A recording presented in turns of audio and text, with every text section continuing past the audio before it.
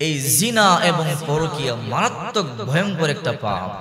এই পাপ এতটাই মারাত্মক ভয়ঙ্কর, শুধু জিনাকার তাকে আল্লাহ ধ্বংস করেন না, তার বংশের মধ্যে আল্লাহ এমন একটা রোগ দিয়ে দেয়, ওই রোগটা কিয়ামত পর্যন্ত এই বংশের মধ্যে থেকে যায়।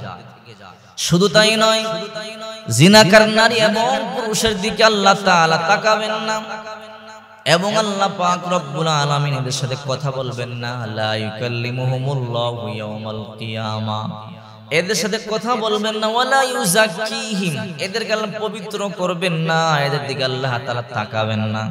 চিন্তা করেন, যদি আল্লাহ কথা না বলে, আল্লাহ না তাকায়, পবিত্র না করে, তার মতো পোড়া কপাল আর হতভাগা কে আছে? অনেকে বলে, হুজুর এই মারাত্মক পাপটা, এই জিনা পরকীয়া কে আবিষ্কার করলো পৃথিবীর বুকে, কখন থেকে শুরু হয়? ইবনে কাসির রাহমাতুল্লাহি আলাইহি সূরা আহজাবের 33 নং আয়াতের ভিত্তিতে উনি বলেন, এই জিনা এবং পরকীয়া হয়তো আদম আলাইহিস সালাম এবং নূহ আলাইহিস সালামের মধ্যবর্তী যুগে শুরু হয়। আবার কেউ কেউ বলেছেন নূহ আলাইহিস সালাম থেকে ইদ্রিস আলাইহিস সালামের এই মধ্যবর্তী যুগের মধ্যে জিনা আবিষ্কার হয়। আল্লাহ পাক রব্বুল আলামিন নারীদেরকে বলেন, ওয়াকরনা ফি বুয়ুতিকুন্না ওয়ালা তাবাররাজনা তাবাররুজাল জাহিলিয়াতিল উলা, জাহিলি যুগের নারীদের মতো রূপ প্রদর্শন করে রাস্তাঘাটে পুরুষকে আকৃষ্ট করবার জন্য হেলে দুলে চলো না। জিনা বড় মারাত্মক একটা পাপ, পরকীয়া মারাত্মক একটা পাপ। এই ব্যাপারে আল্লাহ পাক রব্বুল আলামিন সূরা বনী ইসরাঈলের মধ্যে বলেন, ওয়ালা তাকরাবুজ জিনা ইন্নাহু ফাহিশাতাও ওয়া মাকতাও ওয়া সাআ সাবিলা। এই জিনা হচ্ছে মারাত্মক মন্দ পথ। ওয়ালা তাকরাবুজ জিনা, এর ধারে কাছেও যেও না। কত মারাত্মক পাপ, এটা করবা দূরের কথা, আল্লাহ তাআলা বলেন ধারে কাছেও যেও না। মন্দ পথ, খারাপ পথ, এই পথে একবার পা বাড়ালে ফিরা বড় কঠিন হয়, আসক্ত হয়ে যায়। এই জন্য সাবধান। অনেক যুবকেরা পর্নোগ্রাফিতে আসক্ত হয়ে পড়েছে, অথচ এই যুবকেরা তিলে তিলে ধ্বংস হচ্ছে। এরা যখন মরে যাবে, মৃত্যুর সাথে সাথে কবরের মধ্যে দাও দাও করে আগুন জ্বলতে থাকবে। আজকে গোপনে জিনা করো, মনে করো কেউ জানে না, কেউ দেখে না, তুমি আর ওই মেয়েটা জানে। আরে না না, কিরামান কাতিবিনা ইয়ালামুনা মা তাফআলুন। আল্লাহ পাক রব্বুল আলামিন দুইজন ফেরেশতা নিযুক্ত করেছে, কিরামান কাতিবিন, তোমার দুই কাঁধের মধ্যে 24 ঘন্টা থাকে। প্রকাশ্যে কি করো, গোপনে কি করো, সব লিপিবদ্ধ করে। তুমি যদি গোটা জীবন ভালো কাজ করো, যখন আজরাইল জান কবজ করবার জন্য আসে, এই দুইজন ফেরেশতা কিরামান কাতিবিন বলে, আজরাইল ভাই, গোটা জীবন তার পাশে আমি ছিলাম, তার আমলগুলো বড় ভালো, আজরাইল ভাই তারে কষ্ট দিও না, জানটা সুন্দর করে কবজ করে নাও। তার জানটা সুন্দর করে কবজ করে নেয়। আবার যখন কোনো বদকার জান কবজ করবার জন্য আজরাইল আসে, দুই ফেরেশতা বলে, আজরাইল ভাই সারা জনম তার কাছে ছিলাম, লোকটা বড় খারাপ, লোকটা বড় নিমক হারাম, তারা যত কষ্ট পারো দাও, লোকটা আল্লাহর নাফরমানি করত, আমরা তার সাথে ছিলাম, তার কাজ সম্পর্কে আমাদের ধারণা আছে, আমরা তার আমল লিপিবদ্ধ করেছি, বড় ভয়ঙ্কর ভাবে তার জানটা কবজ করা হয়।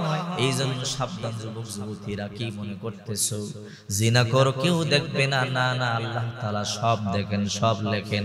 কিয়ামতের ময়দানে কিছু সংখ্যক জিনাকার পুরুষ এবং কিছু সংখ্যক জিনাকার নারীর পেটের মধ্যে আল্লাহ তাআলা জিনার বাচ্চা দিয়ে দিবে। পুরুষের পেটেও দিবে, নারীর পেটেও দিবে। যারা জিনা করে, জিনার বাচ্চা বড় হবে, পেট ফুলে যাবে, কলিজা কামড়াইতে থাকবে, আর চিৎকার করে বলবে, আল্লাহ তাড়াতাড়ি বাচ্চা খালাস করো, সহ্য করতে পারি না। এই কথা বলতে আল্লাহ 5 জন ফেরেশতা পাঠাবে। 4 ফেরেশতা 4 হাত পায়ে দৌড়বে, এক ফেরেশতা লজ্জা স্থান দিয়ে বাচ্চা টানতে থাকবে, কিন্তু বাচ্চা বের হবে না। ও চিৎকার করে কাঁদবে, কোনো লাভ হবে না, কোনো ফায়দা হবে না, কান্নাকাটি চলবে, রক্ত রঞ্জিত হয়ে যাবে, হাসরবাসী চলে আসবে। কে এমন করে কান্না করে, বিবি এসে দেখবে স্বামী, কি গো স্বামী, কল্পনা করি নাই তুমি গোপনে গোপনে জিনা করবা। স্বামী এসে দেখবে বিবি, কিরে বিবি, তোরে বিশ্বাস করে বিদেশে গেছিলাম, কল্পনা করতে পারি নাই তুমি জিনা করবা, আমারে ঠকাইছো, কিন্তু আল্লাহর সামনে ধরা পড়ে গেছো। ওই দিন লজ্জা, এক তো বিপদ আর লজ্জা। এই জন্য সাবধান, জিনা কখনো করবেন না, পরকীয়া কখনো করবেন না। যারা করেছেন আজই তওবা করেন। এই অবস্থা যারা মারা যায়, জাহান্নাম ছাড়া কোনো উপায় নাই।